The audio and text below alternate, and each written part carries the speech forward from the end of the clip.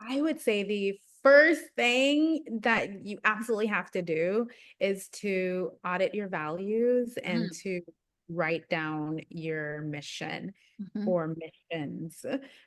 Because I find that when we don't necessarily know what we believe or why, and when we are unclear on what our purpose may or may not be, it's easy to feel like you're adrift.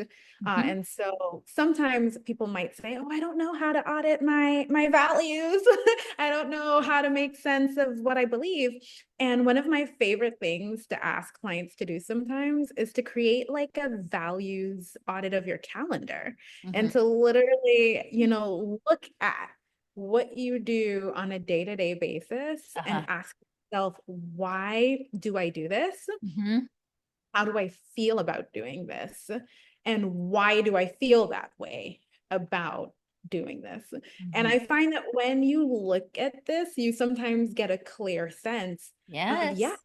really, I'm living in my truth. My calendar is filled with all of these wellness activities, or it's filled with really connecting with like friends and family members, or I spend like a lot of time actually trying to kind of clean up my environment or like decorate my space.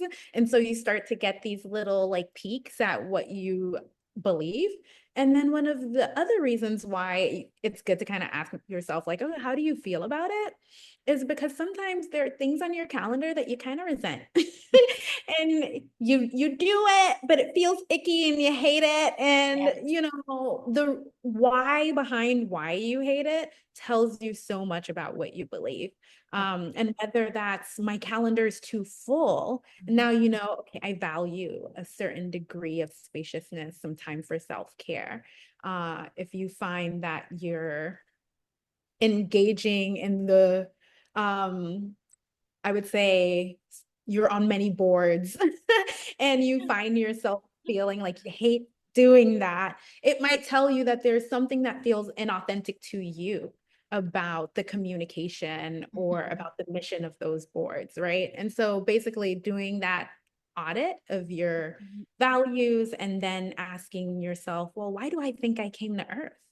And I know that's a big question, but I think sometimes big questions are worth grappling and, Mhm. struggling. And so, what is your mission?